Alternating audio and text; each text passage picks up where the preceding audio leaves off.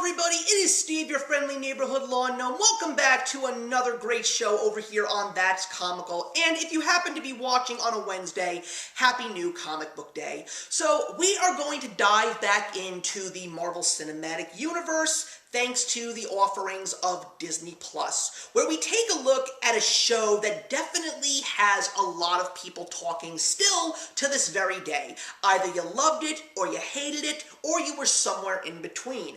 And that, of course, was the third Disney Plus show that aired, and that was Loki, Season 1, starring, of course, Tom Hiddleston, and a bunch of new additions to the MCU, including Owen Wilson, Gugu MBatha-Raw, Sophia DiMartino, Jonathan Majors, and one of the most legendary names in voice acting, and one of my personal favorites, the great Tara Strong as Miss Minutes. So, what is Loki about? Clearly, nobody cared when they found out that Loki was going to be a television series because of the fact that it didn't matter.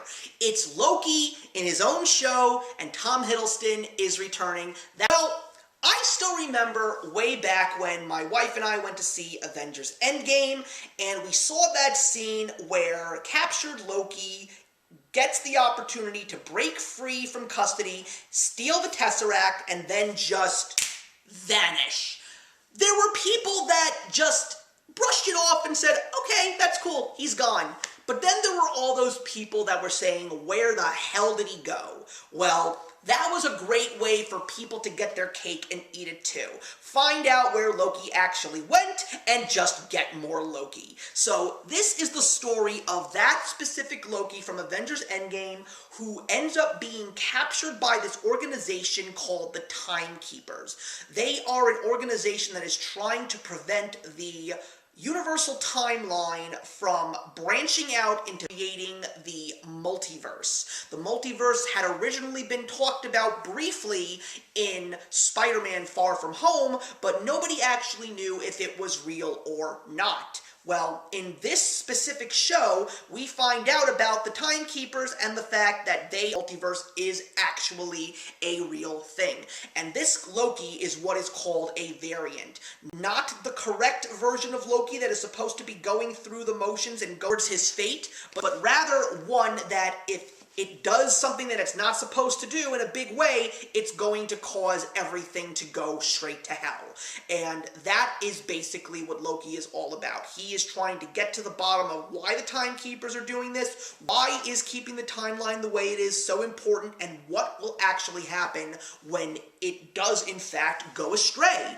So, I personally will say that I was one of the people that thought that this show really didn't need to be, and even after rewatching it, thanks to the fact that I have Disney Plus now, in anticipation for Spider-Man No Way Home, and eventually Doctor Strange in the Multiverse of Madness, I still don't see a point for this show. Like I said, I think the real point of this show was just for the fans of Tom Hiddleston to have more Loki. Now, don't get me wrong, there are some really funny moments. I think that Tom Hiddleston really gets the opportunity to truly shine in a solo performance. I thought they did an excellent job, and the cast that's around him is absolutely wonderful. I love the variant Sylvie. She is a character that was just so fun, so witty, definitely had some balls under that skirt of hers. And I just really appreciated what her purpose was in this show, and it really gave us the understanding that these variants are not necessarily things that have the ability to cause serious damage. These are characters in alternative universes that just want the opportunity to live their lives just like the main quote-unquote characters in this world. And eventually, Loki and Sylvie would discover exactly who is in charge of all of this, and it is a specific character that we had heard was coming, and a specific character that everybody was excited for, and that, of course, was Kang. Although, when we finally get introduced to this specific version of Kang, it is definitely one that is a bit anticlimactic, especially for someone like me who knows about Kang the Conqueror in the comics, but he gave us a very interesting reason as to why he is like this. I will definitely say that one of the few things that this show does very, very well is it really tries to make sure that it does not back itself into a corner and really explains why things are the way things are in this specific series, and I give Disney a lot of props for that. But in the end, we all believed that the inevitable was going to happen, and eventually the timeline would start to branch off into the multiverse again. And Kang basically said, that's not a good idea, something bad is going to happen in this. But the funny thing is, when you went and saw Spider-Man No Way Home, you wonder what this show was even for, because the multiverse was pretty much explained and, to a certain degree, created in a completely different way. So, I don't know if this means that Loki, the show, has now officially been retconned, but the only thing is, it was extremely popular to the fact that a second season is coming, because the first season did end on a very interesting cliffhanger, and I will still say that even though I find this show to be pointless, I still did have somewhat of a good time, and I would like to see what the second season is going to be about.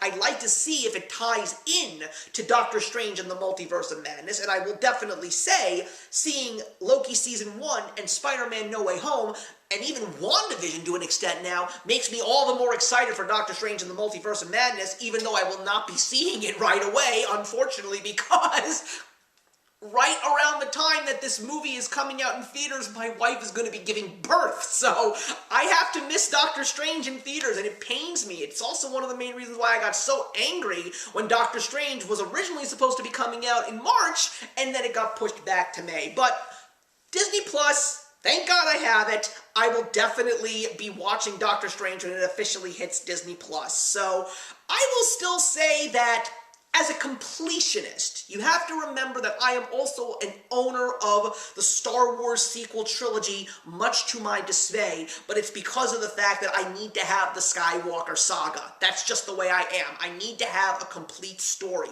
Even when it comes to my comic book collecting, if I don't like a specific story, I have to at least get to the end of the story arc, just so I can have some closure.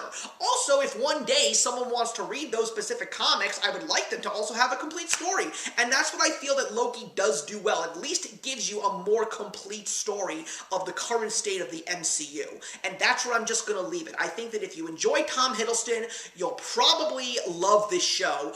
I just enjoyed it to a certain degree, but I just didn't find it to be something that we truly needed. And yeah, there were some parts that were very, very boring. Like, I was really surprised by how they tried to stretch this whole story out into 6 episodes, because there were a few episodes that were just not good. That's where I'm gonna go. It's like, the first episode was really, really good. I would probably also say the last 2 episodes were very, very good, but the 3 episodes in between, not so much. Really didn't like them at all. But that's it, guys. I'm rambling now, so I'm just gonna say, if you like Tom Hiddleston as Loki, you'll probably love this show, but you might not. I don't know. But either way, leave a comment in the box below. Let me know your thoughts on Loki, and I will see you in the next one.